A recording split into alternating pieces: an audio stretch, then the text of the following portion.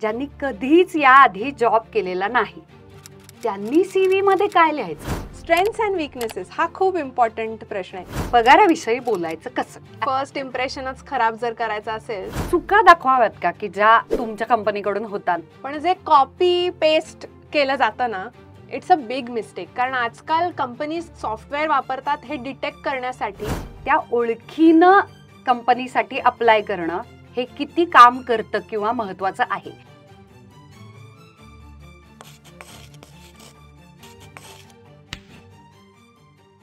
नोकरी, करिअर या विषयीच्या विस्तृत चर्चालय झाल्या.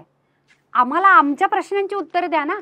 जॉबला ऍप्लिकेशन कसं करायचं, इंटरव्ह्यू कसा द्यायचा, पगाराची घासाघीस कशी करायची, ह्या सगळ्या प्रश्नांची थेट मुद्देसूद उत्तर द्या ना. बाई, मुद्द्यावर या ना.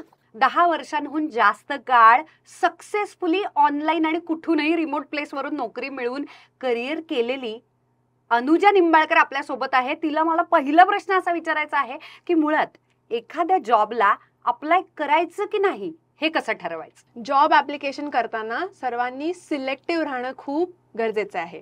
आणि मी पण ही चूक केलेली आहे बरं का. आधी मी कुठल्याही जॉबला खूप मोठ्या म्हणजे लार्ज प्रमाणात ऍप्लिकेशन्स पाठवण्याची चूक मी पण केलेली आहे. पण ह्याने काय होतं, आपले एफर्ट्स डायल्यूट होतात आणि बर्नआउट होऊ शकतो. आपल्याला वाटतं की 100 ठिकाणी अप्लाय केलं तर ऍटलिस्ट 10 लोक तरी आपल्याला इंटरव्ह्यू साठी बोलवतील. पण ते बरोबर नाहीये. ज्या जॉब्स बरोबर आपले स्किल्स, एक्सपिरियन्स आणि इंटरेस्ट मॅच होतात अशाच जॉबना आपण अप्लाय केलं पाहिजे. It should be quality over quantity. एखाद्या जॉबसाठी लागणारे स्किल सेट्स मुळात आपल्याकडे आहेत का ती कौशल्य, हे ओळखायचं कसं? ऑनेस्टली सेल्फ असेसमेंट करणं खूप गरजेचं आहे. जेव्हा बोलायचं नाही स्वतःशी. जेव्हा एखादं जॉब डिस्क्रिप्शन येतं आपल्या समोर तेव्हा सरळ आपला रेझ्युमे काढायचा आणि कम्पेअर करायचं की हां, हे क्वालिफिकेशन्स आहेत का. खूप क्लिअरली सगळं लिहिलेलं असतं की 4 वर्ष एक्सपिरियन्स पाहिजे. तेव्हा जर आपल्याकडे 2च वर्ष एक्सपिरियन्स आहे तर आपण तो बॉक्स टिक करत नाही.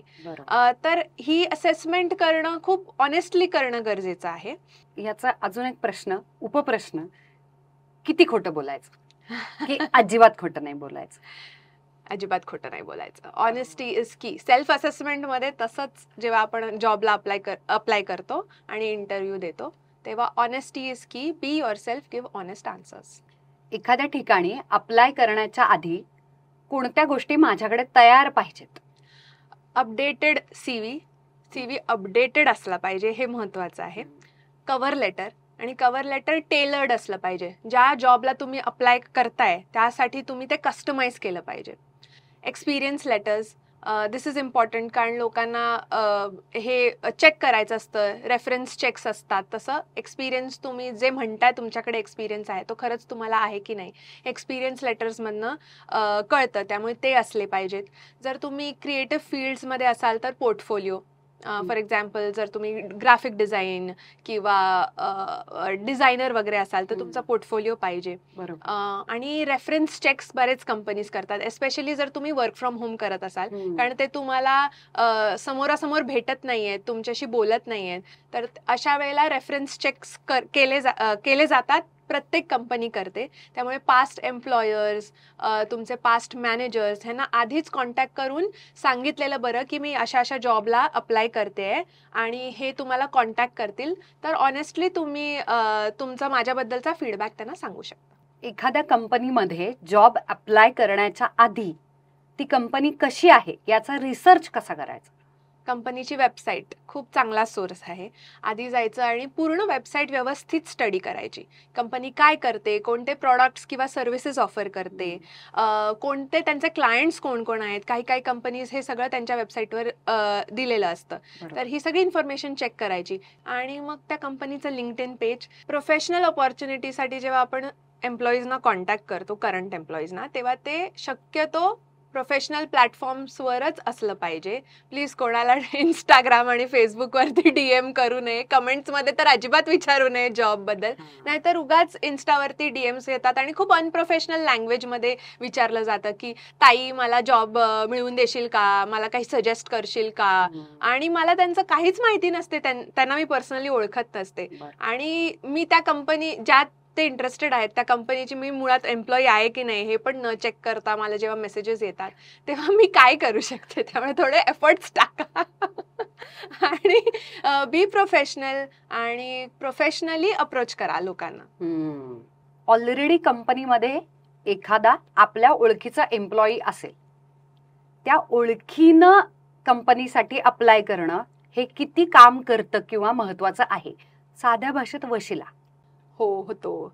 त्यामुळे जर तुम्ही एखाद्या एम्प्लॉईला ओळखत असाल, तुमचं पर्सनल कनेक्शन असेल, तुम्ही आधी त्याच्याबरोबर काम केलं असेल किंवा तुमचा मित्र असेल, तर नक्की त्याचा वापर करून घ्यावा.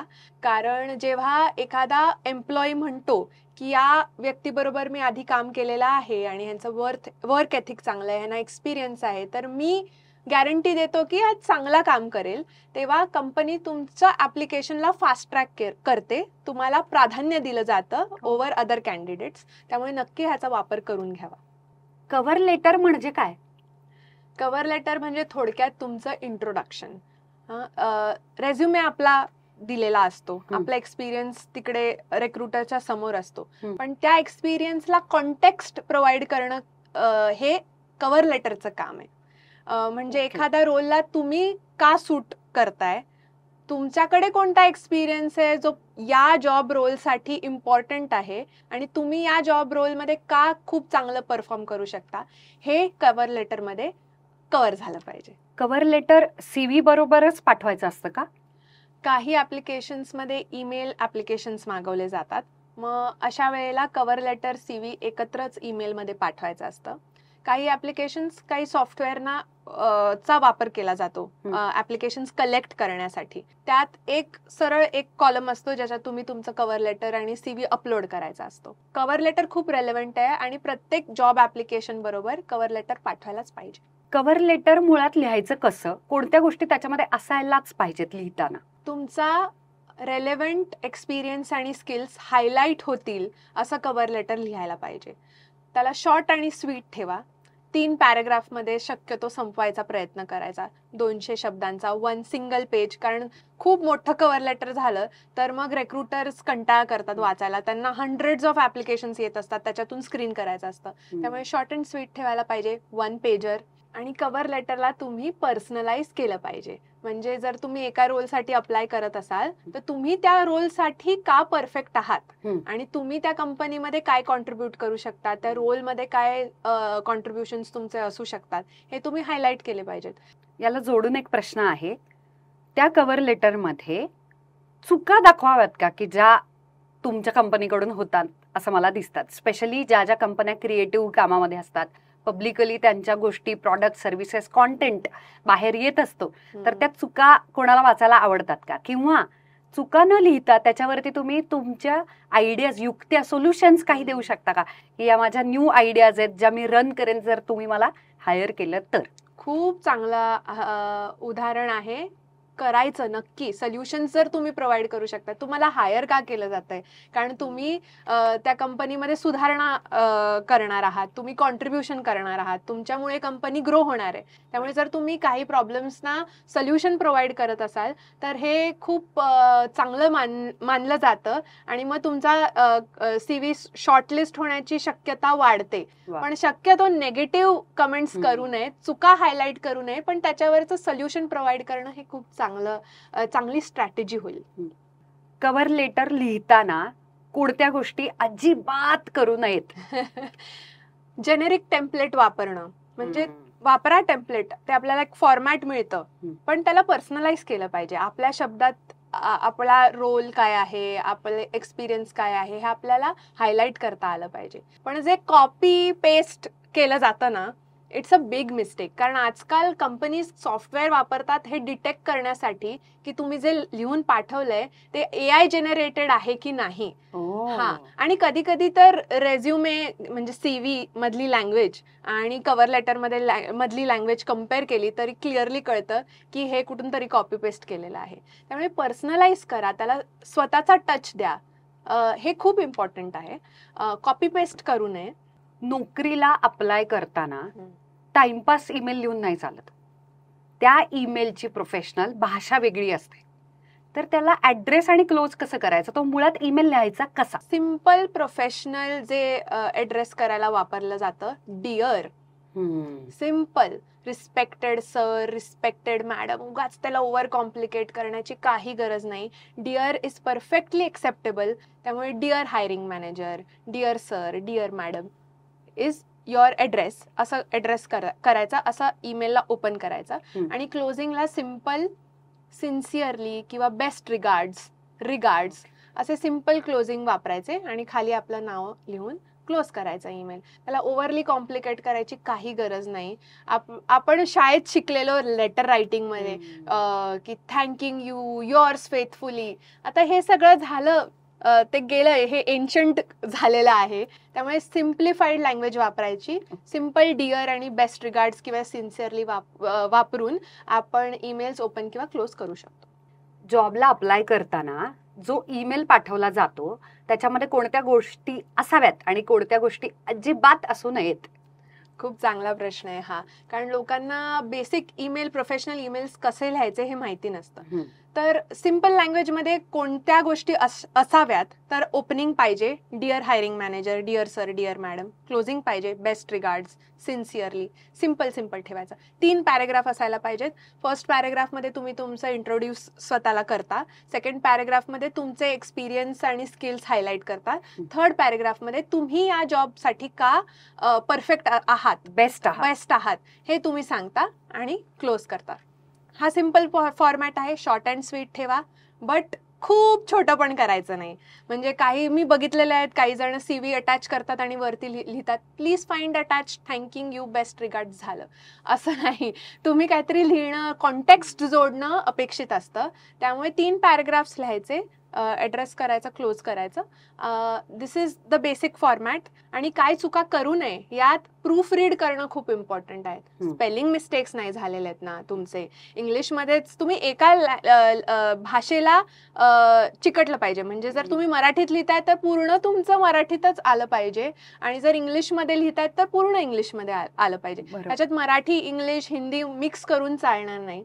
इमोजीज, स्माइलीज हे सगळे टाळायचे. That is not professional. SMS language नाही वापरायचं. It's a professional email. तर तुम्ही प्रोफेशनल आहात, तुम्हाला हे सगळं कळतं, तुमच्याकडे एटिकेट्स आहेत, हे त्याच्यातून व्यक्त झालं पाहिजे.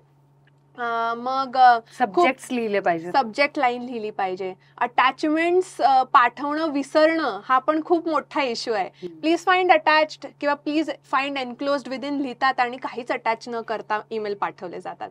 त्यामुळे पाठवायच्या आधी 3-4 वेळा चेक करावं आपण अटॅच केलंय की नाही, आपले स्पेलिंग मिस्टेक्स झाले की नाही. प्रूफ रिडिंग खूप इम्पॉर्टंट आहे. आणि जी लाचारीची भाषा वापरली जाते ना, please, I need this job, please hire me, असं शक्यतो वापरू नये. खूप प्रोफेशनल ठेवावं, डिरेक्ट टू द पॉइंट ठेवावं, कन्साइज ठेवावं, क्लिअर ठेवावं. CV मध्ये कोणत्या गोष्टी असायलाच पाहिजेत? कॉन्टॅक्ट इन्फॉर्मेशन ती असलीच पाहिजे. फोन नंबर आणि ईमेल ॲड्रेस टाकलाच पाहिजे, नाहीतर कंपनी तुम्हाला कॉन्टॅक्ट कशी करणार. सेकंड, तुमचं प्रोफेशनल एक्सपिरियन्सची एक समरी पाहिजे. तुमचे गोल्स, करिअर गोल्स आणि प्रोफेशनल एक्सपिरियन्सची समरी. नंतर तुमचा पूर्ण एक्सपिरियन्स, तुम्ही कुठे कुठे किती वर्ष काम केलं आणि तिथे तुमच्या रिस्पॉन्सिबिलिटीज आणि अचीवमेंट्स काय होत्या. जर तुम्ही टेक्निकल रोल्समध्ये असाल तर मग तुमचं एज्युकेशन बॅकग्राऊंड, फॉर एक्झाम्पल तुम्ही सॉफ्टवेअर इंजिनियर असाल तर तुम्ही कोणत्या कॉलेजमधनं, कोणत्या वर्षी, कोणता कोर्स आणि काय केलंय ते दिलं पाहिजे. ऍडिशनल कोर्सेस, म्हणजे एज्युकेशन बॅकग्राऊंड तुमचं आलं पाहिजे. If you are in a technical role. आणि की स्किल्स, ह्याच्यात तुम्ही तुमचे सॉफ्ट स्किल्स हायलाईट करू शकता. पण की स्किल्समध्ये अशा गोष्टी येतात ज्या खूप टेक्निकल आणि खूप निश फील्ड्समध्ये तुम्ही काम जर केलं असेल तर ते तुम्ही देऊ शकता, किंवा तुमचे सॉफ्ट स्किल्स हायलाईट करू शकता. So these are the sections that should be there in any CV. Okay. त्यालाच लागून माझा प्रश्न असा होता की सॉफ्ट स्किल्स नक्की टाकावेत का? किती महत्व आहे त्याचं CV मध्ये? आणि जर लिहायचेच असतील तर ते कुठे आणि कसे लिहायचे? टाकायला हरकत नाही, कारण काही सॉफ्ट स्किल्स फोकस्ड जॉब्स असतात. जर तुम्ही क्लायंट फेसिंग असाल किंवा तुम्हाला जर कॉर्डिनेशन असेल तुमच्या रोलमध्ये, you have to coordinate with various departments, मग तुम्हाला सॉफ्ट स्किल्स असणं, तुमचे कम्युनिकेशन स्किल्स चांगलं असणं खूप महत्वाचं आहे. तर हे हायलाईट करणं महत्वाचं आहे अशा वेळेला. मग हे की स्किल्स आणि तुमच्या प्रोफेशनल एक्सपिरियन्सच्या अंडर कव्हर केले जाऊ शकतात. त्याला असा वेगळा सेक्शन की हेच माझे सॉफ्ट स्किल्स आहेत असा करायची गरज नाही. ओके. आधीच्या कंपनीमध्ये आपण कोणत्या जबाबदाऱ्या पार पाडलेल्या आहेत आणि फक्त जबाबदाऱ्याच नाही तर तिथे काही अचिव्हमेंट्स केले असतील तर त्या लिहायच्या का, लिहायच्या असतील तर कुठे लिहायच्या आणि कशा लिहायच्या? बरोबर.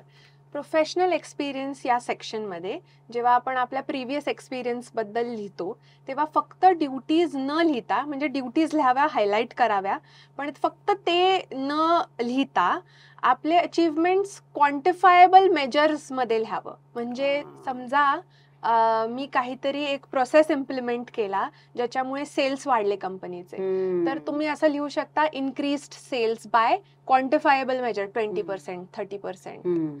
असं जेव्हा तुम्ही नंबर्स आणि डेटा टाकताना तेव्हा तुमचा इम्पॅक्ट लक्षात येतो आणि त्यामुळे शक्यतो तुम्ही तुमच्या ज्या अचीवमेंट्स आहेत त्या नंबर्स मध्ये एक्सप्रेस केल्या पाहिजे, डेटा प्रोव्हाइड केला पाहिजे की कंपनी तुमचा इम्पॅक्ट मेजर करू शकते हे त्यांना कळलं पाहिजे. सीव्ही मध्ये कोणत्या गोष्टी अजिबात करायला नाहीत पाहिजेत आणि कोणत्या गोष्टी असायलाच पाहिजेत आणि कराव्यात? टायपोज व्हेरी बॅड. म्हणजे फर्स्ट इम्प्रेशनच खराब जर करायचं असेल तर प्रूफ रीड करू नका आणि टायपोज राहू द्या. प्रूफ रीड करणं खूप इम्पॉर्टंट आहे, टायपोज नसले पाहिजेत. Number 2, too much detail. आता तुमच्याकडे 10 वर्षाचा एक्सपिरियन्स आहे आणि तुम्ही 10वीत मला इतके मार्क्स मिळाले हे जर तुम्ही CV मध्ये लिहिलं असेल तर दॅट इज इररेलेव्हंट, राईट? जे त्या जॉबसाठी रेलेव्हंट आहे ती इन्फॉर्मेशन आली पाहिजे.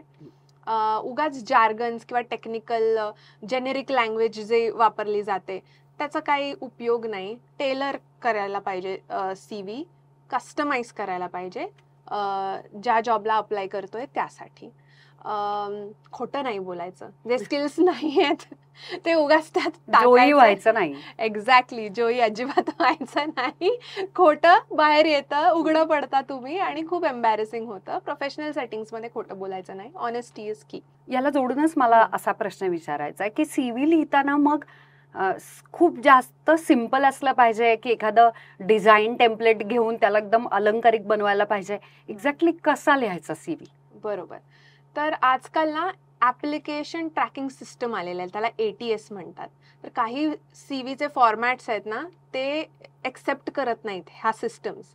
त्यामुळे सिम्पल बेसिक फॉन्ट्स वापरून पण थोडा एफर्ट पण घेतला पाहिजे. टू सिम्पल पण नाही आणि टू कॉम्प्लिकेटेड पण नाही, असा मध्य गाठायला हवा. जिथे आपण एफर्ट घेतलाय आपला CV लिहिण्यात हे कळलं पाहिजे, पण त्याला ओव्हरली कॉम्प्लिकेट करण्याची काहीच गरज नाही. हेवी लँग्वेज वगैरे. कारण मग तुमचं स्क्रीनिंग ह्याच्यातच रिजेक्ट होईल. जर त्या सिस्टम मधनं तुमचा पासच नाही झाला CV, तिथेच रिजेक्ट झाला तर पुढे तुम्ही ह्युमन इंटरॅक्शन कडे जाणारच नाही ना तुमचे स्किल्स दाखवायला. त्यामुळे do not over complicate things, पण take some effort to make your CV. Make it professional and make it presentable. That is important. पण जर तुम्ही एखादा क्रिएटिव्ह फील्डमध्ये असाल तर मग त्याला थोडं फॅन्सी बनवायला हरकत नाही, कारण मग तुमच्या CV मधून तुम्ही तुमचे स्किल्स हायलाईट करताय. बरोबर. दरवेळी आपण एक नवीन नोकरी शोधताना नवीन ऍप्लिकेशन जेव्हा द्यायला लागतो तेव्हा प्रत्येक वेळी CV मध्ये त्या प्रकारे बदल करायला हवेत का? CV कस्टमाइज करणं खूप इम्पॉर्टंट आहे, पण खूप मोठे बदल करायची गरज नाही. त्या जॉब डिस्क्रिप्शन मधले कीवर्ड्स हे आपल्या CV मध्ये आले पाहिजेत याची काळजी घ्यायची. ज्यांचं नुकतं शिक्षण झालेलं आहे, ज्यांनी कधीच याआधी जॉब केलेला नाही, त्यांनी CV मध्ये काय लिहायचं? कारण कुठच्या अचिव्हमेंट्स, आधीच्या जबाबदाऱ्या लिहायला काहीच नाही आता CV मध्ये, तर काय लिहायचं? बरोबर. हा खूप इम्पॉर्टंट प्रश्न आहे. मग अशा वेळेला आपले एज्युकेशन स्किल्स आपण हायलाइट करायचे. म्हणजे जर तुम्ही एखाद्या प्रोजेक्टमध्ये खूप चांगला कामगिरी केली, तुम्हाला खूप चांगले मार्क्स मिळाले, तर ते हायलाईट करायचे. अशा वेळेला तुमचे ट्रान्सफरेबल स्किल्स पण हायलाईट करू शकतो की मी हे शिकले आणि हे मी या जॉबमध्ये अशा पद्धतीने अप्लाय करू शकते. म्हणजे त्याचं कनेक्शन लावून द्यायचं की हा रोल आहे, हे माझं शिक्षण आहे आणि हे मी कसं करू शकेन माझ्या शिक्षणाच्या बेसिसवर, ते हायलाईट करायचं. वा. काही इंटर्नशिप्स केले असतील तर ते हायलाईट करायचे. आणि जर तुम्ही कॉलेजमध्ये एक्स्ट्रा करिक्युलर्समध्ये वगैरे ऍक्टिव्ह असाल, समजा तुम्ही ते फेस्टिवल्स असतात ना, कॉम्पिटिशन्समध्ये भाग घेतलेत, फेस्टिवल्समध्ये भाग घेतलेत, तिथे तुम्ही लिडरशिप स्किल्स दाखवलेत, तर ते हायलाईट करायचे. जॉबला अप्लाय करताना CV मध्ये जर आपण गॅप घेतला असेल तर तो मेन्शन करावा का, आणि जर झाला असेल गॅप तर तो लिहायचा कसा, मेन्शन कसा करावा? खूप चांगला प्रश्न आहे. खरं CV आणि कव्हर लेटर लिहिताना honesty is the best policy. त्यामुळे जर गॅप असेल तर तो ऑनेस्टली मेन्शन करावा आणि काय ब्रीफली तुम्ही त्याचं एक्सप्लेनेशन देऊ शकता, कारण सांगू शकता. आणि महिलांसाठी खूप रेलेव्हंट आहे, कारण खूप इम्पॉर्टंट गोष्टी आयुष्यात घडतात जेव्हा गॅप घेणं हे भागच असतं. जसं प्रेग्नन्सी, चाइल्ड बर्थ, त्यानंतर वर्षभर ब्रेस्ट फीडिंग, याच्यामुळे काही महिलांना लगेच जॉईन करता येत नाही आणि तिथे गॅप जातो. तर हरकत नाही, ऑनेस्टली तो गॅप कशामुळे पडलाय हे एक्सप्लेन करता येऊ शकतं. 1-2 वाक्यात आपल्या कव्हर लेटरमध्ये ते एक्सप्लेन करायचं की का गॅप झालाय आणि त्या गॅपमध्ये आपण काय केलं हे पण सांगता आलं पाहिजे. की तुम्ही अपस्किल केलं का, कोर्सेस केले का, तो गॅप जो आपण घेतला तो वेळ कम्प्लिटली वाया नाही गेला आपला, आपण काही ना काहीतरी शिकलो, हे दाखवणं गरजेचं आहे. आपले काही छंद असतील, आवडी-निवडी असतील तर त्या पण CV मध्ये लिहाव्यात का? आता जर तुमच्या आवडी-निवडी आणि छंद ज्या जॉबसाठी तुम्ही अप्लाय करताय त्याच्याशी डिरेक्टली रिलेटेड असतील, त्याचा रेलेव्हन्स असेल तर नक्की करावा. आता ह्याचं एक उदाहरण म्हणजे जर तुम्ही एखादे सॉफ्टवेअर इंजिनियर असाल आणि तुम्ही एका टेक्निकल पोझिशनसाठी अप्लाय करताय आणि तुमच्या फ्री टाइम मध्ये तुम्हाला कोडिंग करायला आवडतंय, तुम्ही प्रोजेक्ट्स बनवताय, तुम्ही गेम्स डिझाईन करताय, तर हे रिलेव्हंट आहे तुमच्या पोझिशनसाठी, तर ते नक्की मेन्शन करा. त्याने तुमच्या ऍप्लिकेशनला अजून पुश मिळेल, वजन येईल. अगदी. आणि जर एखादा सिम्पल रोल आहे, मॅनेजरियल पोझिशन आहे आणि त्यात जर तुम्ही लिहिलंय मला डान्स करायला आवडतं, मला सिंगिंग आवडतं आणि मला डान्समध्येच करिअर करायचं होतं पण ते झालं नाही, तर दॅट इज इररेलेव्हंट आणि ते आलंच नाही पाहिजे CV मध्ये. नाहीतर असं होऊ शकतं की हिचे ऍक्च्युअल ड्रीम जॉब किंवा करिअर वेगळंच आहे आणि मधल्या काळामध्ये अप्लाय केलं, गॅप भरण्यासाठी आपल्याकडे आलेली आहे, ही सोडूनही जाऊ शकते, असं इम्प्रेशन पडू शकतं. त्यामुळे त्याला मेजर सेक्शन किंवा खूप हायलाईट करण्याची गरज नाहीये. जर ते डिरेक्टली रिलेव्हंट असेल तर नक्की करावं. इंटरव्ह्यू मध्ये सगळ्यात कॉमन कोणते प्रश्न विचारले जातात? Tell me about your self, स्वतःबद्दल सांगा. नंबर 2, तुमचे स्ट्रेंथ्स आणि विकनेसेस काय आहेत ते सांगा. नंबर 3, हा जॉब तुम्हाला का पाहिजे, तुम्हाला का वाटतो की तुम्ही या जॉब मध्ये चांगलं परफॉर्म करू शकता, परफेक्ट आहात या जॉबसाठी, बेस्ट आहात. येस. नंबर 4, काहीतरी सिच्युएशनल प्रश्न असतो त्या जॉबशी रिलेटेड, की असं झालं तर ही सिच्युएशन तुम्ही कशी हँडल केली ते एक्सप्लेन करा. हे काही खूप कॉमन प्रश्न आहेत जे विचारले जातात. मग या साधारण कॉमन प्रश्नांची थोडक्यात कशी उत्तरं द्यावीत तू सांगशील? हो, प्रिपरेशन इज की. त्यामुळे आधी याची उत्तरं तयार करायची, लिहायची आणि त्याला रिहर्स करायचं, आरशासमोर बोलून प्रॅक्टिस करायची. Tell me about your self. आता तुम्ही एका जॉबसाठी अप्लाय करताय तर प्रोफेशनल एक्सपिरियन्स आणि स्किल्स हायलाइट झाले पाहिजेत, याच्याकडे लक्ष द्यायचं, बाकीचं पल्लळ लावायचं अजिबात नाही. एखादी लाईन तुमच्या हॉबीज बद्दल तुम्ही पर्सनल टच देण्यासाठी बोलू शकता, पण फोकस तो नसला पाहिजे. फोकस रोल, जॉब, तुमचा एक्सपिरियन्स हा फोकस असला पाहिजे. स्ट्रेंथ्स अँड विकनेसेस हा खूप इम्पॉर्टंट प्रश्न आहे. स्ट्रेंथ्स तर आपण हायलाइट करतोच, हो की नाही, पण विकनेसेस हा इम्पॉर्टंट आहे. कारण की जर तुम्ही म्हणालात माझा हा विकनेस आहे आणि जर समोरच्या इंटरव्ह्यूअरला वाटलं की हा सूट नाही होणार आपल्या कंपनीत, हा पॉइंट आपल्या कंपनीसाठी सुटेबल नाही. त्यामुळे हे खूप इम्पॉर्टंट आहे. आजकाल असं म्हटलं जातं की पॉझिटिव्हच काहीतरी निगेटिव्ह करून सांगायचं, पण तसं नाहीये. मी खूप गिव्हिंग आहे, माझं नेचर प्रचंड देण्याचं, इतरांना मदत करण्याचं, ते करताना माझं कामच राहतं स्वतःचं. हा असले किंवा मी खूपच फोकस्ड असल्यामुळे मी एका प्रोजेक्टवरच फोकस करते, त्यामुळे कधी कधी दुसऱ्या गोष्टींवरती दुर्लक्ष होतो. तर हा एक जेन्युइन पॉइंट आहे की हा, but you are highlighting a positive की मी फोकस्ड आहे, पण माझं टाइम मॅनेजमेंट स्किल थोडं वीक आहे. आणि मग लगेच पिवट करायचं आणि सांगायचं की what I am doing to improve on my weaknesses. म्हणजे रिअल विकनेस सांगायचा, पण तुम्ही त्याच्यावर काय करताय, त्या विकनेसला उपाय काय करताय हे हायलाइट करायचं. क्या बात, हे खूप छान स्ट्रॅटेजी आहे. येस. ओके. असे कोणते रेड फ्लॅग्स आहेत, म्हणजे अशक्य वाईट गोष्टी आहेत की ज्या नोटीस करतात स्पेशली HR प्रोफेशनल्स इंटरव्ह्यूच्या दरम्यान? हा, तुम्ही प्रिपेअरच केलेलं नाही, तुम्हाला माहितीच नाही कंपनी काय करतेय, या जॉब रोलमध्ये तुम्हाला नक्की काय करायचं असेल, कंपनीचं मिशनच माहिती नाही, कंपनीचं प्रोडक्ट आणि सर्व्हिसेस माहिती नाही, प्रिपेअरच नाही केलेलं. एक्झॅक्टली कंपनी काय करते तेच पत्ताच नाही काही. एक्झॅक्टली. आणि तुम्ही आलेला आहे, हे is a big red flag. अरे तुम्ही कशाला आलाय तुम्हाला माहितीच नाही, असं ते होतं. त्यामुळे प्रिपेअर करणं हे खूप इम्पॉर्टंट आहे.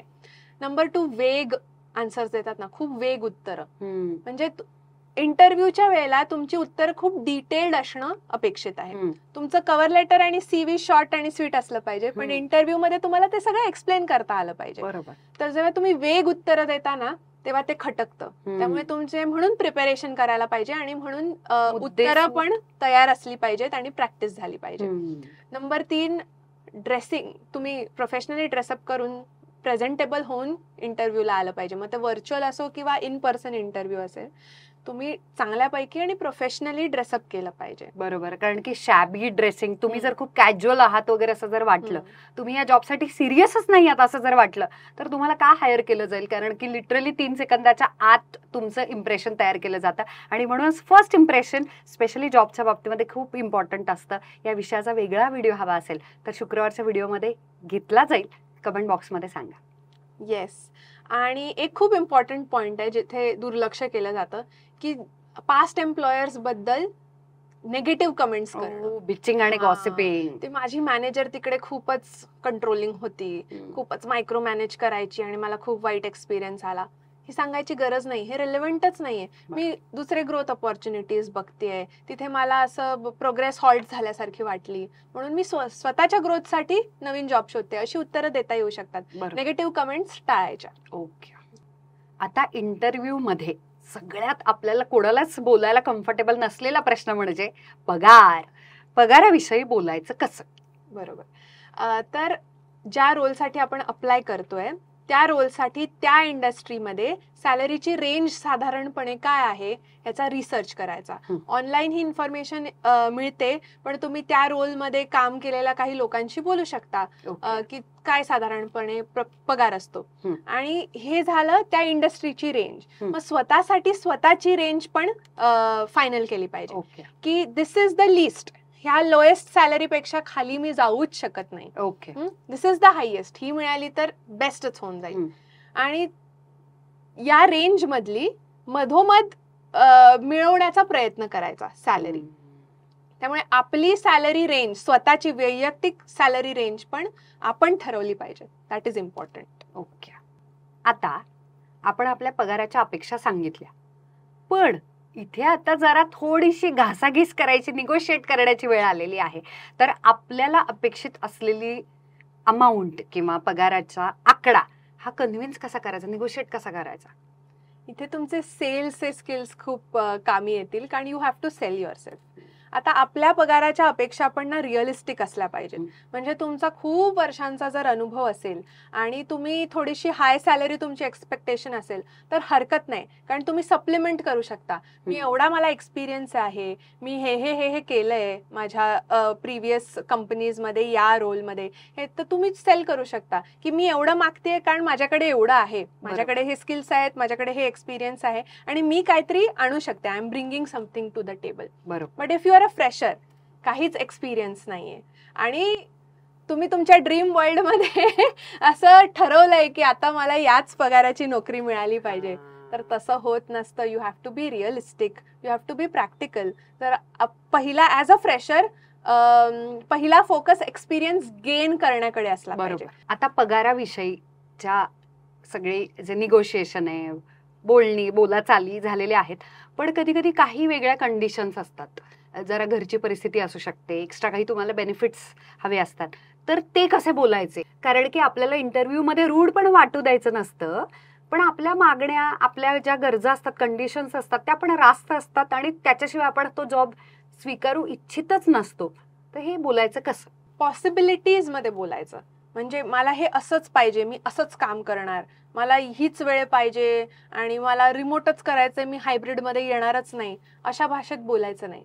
पॉसिबिलिटीज मध्ये बोलायचं की पुढे जाऊन जर 3 महिने मी हायब्रिड केलं तर त्यानंतर मला रिमोट करायला मिळेल का? Is there a possibility? मग समोरचा हा आपण हे डिस्कस करू शकतो नंतर, 3 महिन्याचा रिव्ह्यू झाल्यानंतर आपण डिस्कस करू शकतो. There is scope for discussion. जेव्हा आपण एकदम फर्म कंडिशन्सच टाकतो की नाही मला हे असंच पाहिजे, मला हे एवढं लागणारच, मला एवढ्या सुट्ट्या पाहिजेच, किंवा मी एवढ्या पगाराशिवाय मी नाहीच करू शकत, किंवा मी 6ला जाणारच. एक्झॅक्टली. म्हणजे ऑफकोर्स वर्क लाईफ बॅलन्स सगळं आपल्याला पाहिजे. बरोबर आहे, पण कधी कधी तुम्ही ठरलेले टास्कच नसतील केले आणि 6:30 होणार असतील, तर 6:15 होणार असतील, तर तुम्ही ते इंटरव्ह्यू मध्येच म्हणायची काहीच गरज नाही. बऱ्याचदा तुम्ही 5ला आणि 4लाही निघू शकताच की. एक्झॅक्टली. आणि फ्लेक्सिबिलिटी असते. करेक्ट. तर ही मला हे खूप मुद्दा आवडला की पॉसिबिलिटीज आणि फ्लेक्सिबिलिटीज बद्दल चर्चा व्हायला पाहिजे.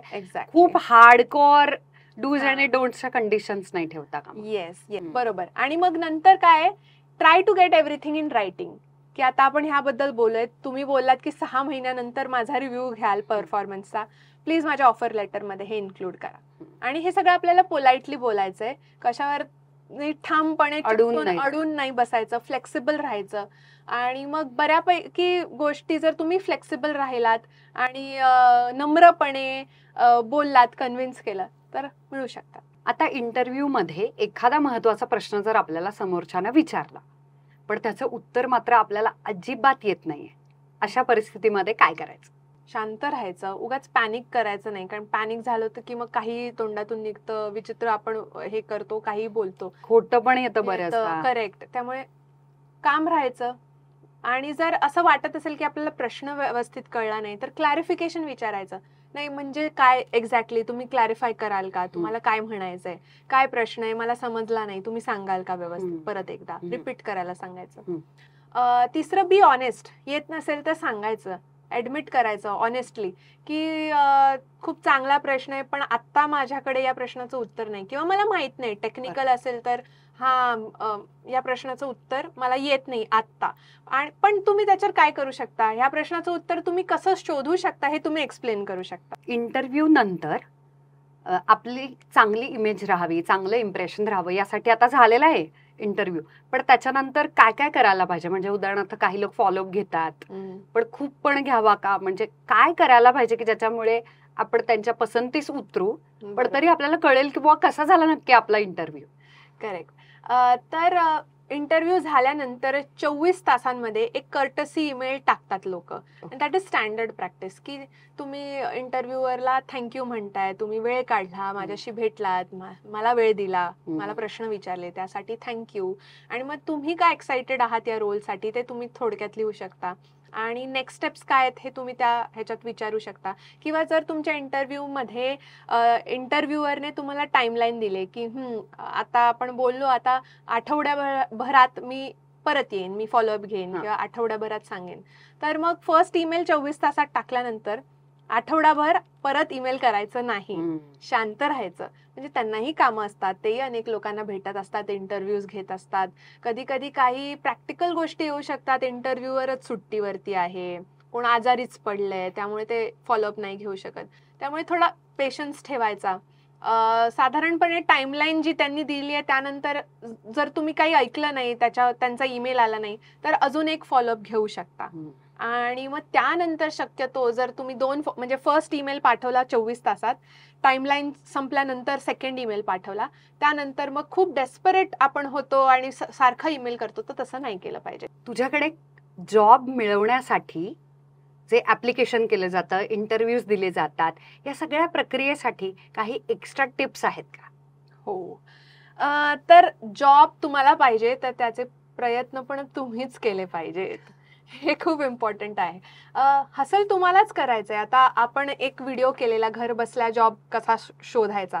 तो व्हिडिओ झाल्यानंतर मला खूप मेसेजेस आले आणि अशा प्लॅटफॉर्म्सवरती, इंस्टाग्रामवरती, काही लिंक्डइनवरती पण आले, फेसबुकवरती आले आणि ताई मला काही सजेस्ट करशील का, मी काय करू शकते. तुमचे क्वालिफिकेशन्स काय आहेत, तुमचे एक्सपिरियन्स काय आहेत, काय स्किल्स आहेत, तुम्हाला कोणत्या प्रकारचे जॉबमध्ये इंटरेस्ट आहे हे तुम्हालाच माहिती आहे. त्यामुळे त्याचा शोध घेणं पण तुमचंच काम आहे. बरोबर. त्याच्यावर तुम्ही दुसऱ्यांवरती डिपेंडंट राहू शकत नाही. सगळं तुम्हाला प्लॅटरवरती मिळणार नाही, त्याच्यासाठी कष्ट घ्यावं लागतात.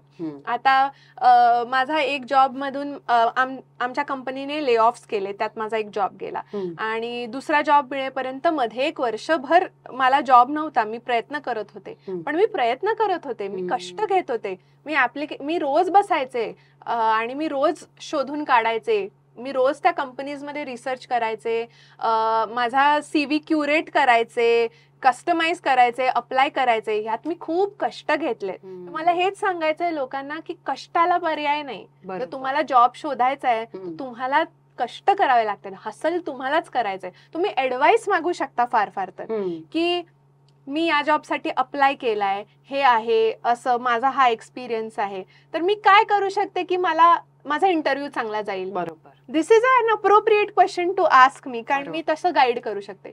पण तुम्हाला जॉब पण शोधून तूच दे, मला काही असेल तर सांग ना ऑनलाईन, मला काहीच माहिती नाही, तुम्ही अनोळखी आहात. बरोबर. आणि तुम्हालाच त्या जागा शोधायच्यात, तुम्हाला त्या वेकन्सी शोधून काढायच्यात, तुम्हालाच अप्रोप्रिएट कंपनी का जॉब प्रोफाईल्स एक्स्ट्रा कुठे आपण अप्लाय करू शकतो या संधी शोधायच्यात आणि तुम्हालाच त्याच्यावरती. आणि आज अप्लाय करण्यासाठीची कमाल विस्तृत माहिती तू दिलीस. हो, येस. त्याचा खूप छान उपयोग होईल सर्वांना अशी माझी आशा आहे. अशाच पद्धतीनं तुमच्या कोणत्या वेगवेगळ्या प्रॉब्लेम्सचे सोल्युशन्स, डायरेक्ट मुद्देसुद्धा तुम्हाला हवे आहेत हे मला कमेंट बॉक्समध्ये सांगा. म्हणजे बाई मुद्द्यावर या नवीन सिरीजमध्ये त्या विषयावरती सुद्धा मी तुमच्याबरोबर व्हिडिओ घेऊन गप्पा मारायला येईलच. तोपर्यंत thank you Anuja. Thank you. Thank you. I love you.